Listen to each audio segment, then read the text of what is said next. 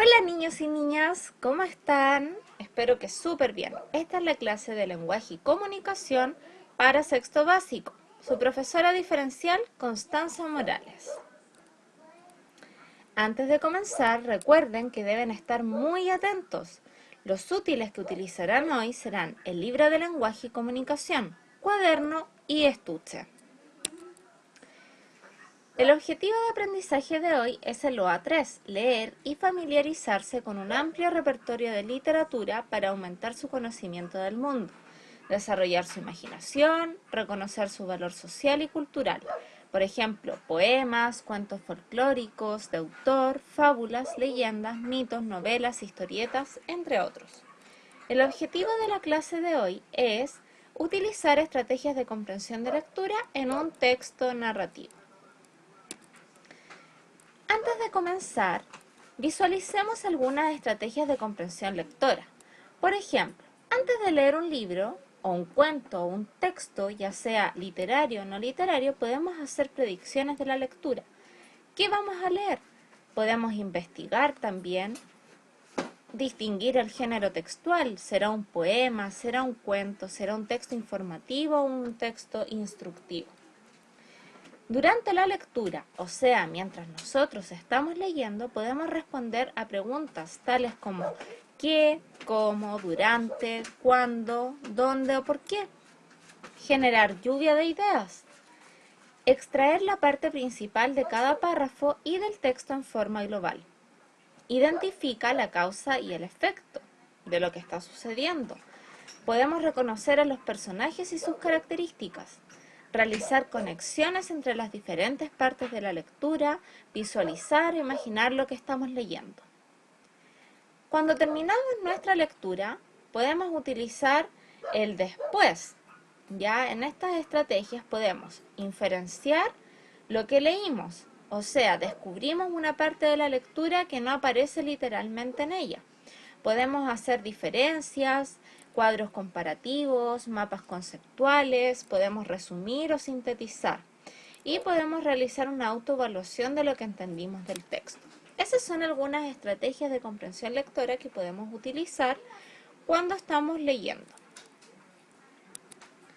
El día de hoy vamos a leer un texto, un cuento que se encuentra en la página 158 y 159 de tu libro y se llama Pachapulay.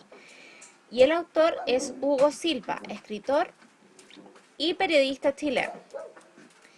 Era pues una especie de harapo humano, en lo moral, el aspirante a piloto aviador que el 9 de marzo de 1914 salía con otros 4 compañeros a rendir las pruebas prácticas para alcanzar el permiso.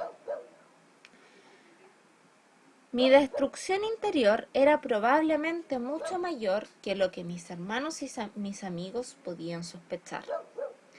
La tarea era trazar un triángulo: Lo Espejo, Melipilla, San Antonio. Lo Espejo de un solo vuelo, poco más de 200 kilómetros.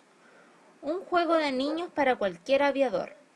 A un novato, en la actualidad, en aquel tiempo, con aquellos aparatos, una verdadera hazaña.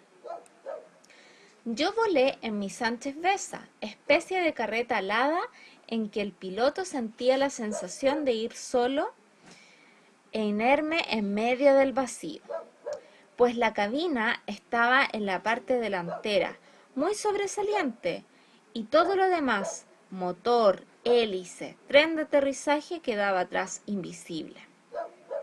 Daban las 5 de la mañana y la primera luz del alba asomaba por encima de la cordillera. Minutos después me encontraba yo también volando entre nubes espesas, sin ningún instrumento que me diera la altura, solo un pequeño compás de aceite. Con su ayuda traté de orientarme hacia donde suponía debía encontrarse Melipilla. Al cabo de 1 hora de vuelo, siempre entre neblinas, decidí virar en redondo. Había perdido por entero la ruta. Seguramente, pues en varias ocasiones vi que debajo de mí aparecían como oscuros lomos de elefantes, entre la maleza, las cumbres de la cordillera de la costa. Fue un milagro que volando a ciegas de aquel modo no me estrellara contra alguna de esas moles invisibles. Y pensándolo bien, en aquel momento, con aquella pena, creo que bien poco me hubiera importado. Consulté el compás. La máquina estaba enfilada directamente hacia el norte. Salté al suelo, que me dio la impresión de ser el lecho seco de un antiguo lago. Ni una huella, ni una señal de vida en él.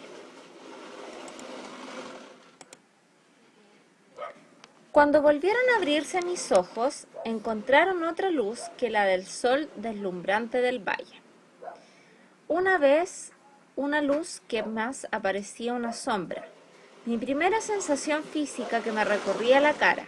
Quise llevar una mano al sitio adolorido, entre el ojo derecho y la boca, pero me encontré que tenía vendada la cabeza entera como la de una momia. Me hallaba en una cama amplia y mullida, sobre la cual se suspendían espesos cortinajes. 2 columnas de madera la remataban por los pies. Camas semejantes había visto en los grabados históricos y también, donde no podía haber olvidado, en casa de don Rodrigo Cisneros. Sin moverme, pasé mi vista por el aposento. Era alto, de paredes enyesadas, advertí algunos muebles. También de corte antiguo. Por la ventana invisible para mí, a la derecha, entraba la luz de la luna, que proyectaba en el suelo la sombra de los laboreados hierros de una reja colonial. ¿Y cómo está hoy vuesa merced? Veo que bien, veo que bien. A ver, dígnese vuestra merced, mostradme la lengua. No se imagina vuestra merced cuánto me dio que pensar ese artificio, me dijo indicándome el reloj de pulsera. Ah, el reloj. Reloj, dice vuestra merced, y es un reloj que puede llevarse y marcar la hora aun cuando esté el sol. Indudablemente, vea, son las 10:25. Me quedé pestañeando y del cúmulo de preguntas que afluyó mis labios no alcancé a formular ninguna. Una figura había aparecido en la puerta y me dejó mudo. Sentí frío en la raíz de los cabellos. Bueno, niños, yo les leí el fragmento de este cuento que aparece en su libro. Ahora ustedes deben responder solo estas 4 preguntas que aparecen en la página 159. La pregunta número 1. ¿Dónde ocurren los hechos narrados? Subraya las marcas textuales que te permiten saberlo. 2. ¿Cómo influyeron la tristeza y la desmotivación en el extravío del teniente? Explica. 3. ¿Por qué causa tanta extrañeza el reloj del teniente Bello? Y 4. Si pudieses viajar en el tiempo, ¿qué momento y lugar elegirías y por qué?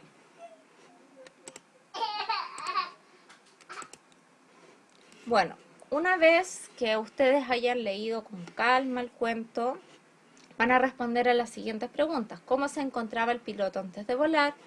¿En qué consistía la práctica? Y cuando se despertó, ¿en qué lugar se encontraba? Una vez que respondan las siguientes preguntas, bueno, como ya les leí a ustedes, deben responder las preguntas 1, 2, 3 y 4 de la página 159 que ya se los indiqué. Bueno, niños, hemos llegado al final de nuestra clase del día de hoy. Ustedes deben realizar una autoevaluación, ¿ya? Realizaremos una autoevaluación sobre lo que aprendieron hoy, pero antes deben tener en cuenta lo siguiente, que una autoevaluación es un proceso que nos permite reflexionar sobre cómo hemos realizado las actividades, las tareas, ¿ya? Hay que ser honestos, debemos ser serios a la hora de responder y siempre con la verdad, ¿ya? Porque de esta manera vamos a poder saber en qué estamos avanzando y en qué no estamos avanzando, ¿ya? Deben tener claros los objetivos que se les están preguntando, ¿ya? Aquí está la autoevaluación que ustedes deben realizar. Por ejemplo, ¿lograron comprender el cuento que se leyó hoy? Durante la pandemia, ¿han cuidado de su persona? ¿Han realizado las tareas que envían los profesores? y me cuesta entender las guías que envían mis profesores, deben ser muy honestos niños, porque a lo mejor tienen dificultades, a lo mejor las guías no son fáciles, a lo mejor no comprendieron el cuento, pero de esa manera nosotros vamos a saber para poder ayudarlos. Niños, recuerden que me deben enviar fotos de las actividades que realizan porque son la evidencia. Espero que estén muy bien y espero poder volver a verlos pronto. Cariños, tía Connie.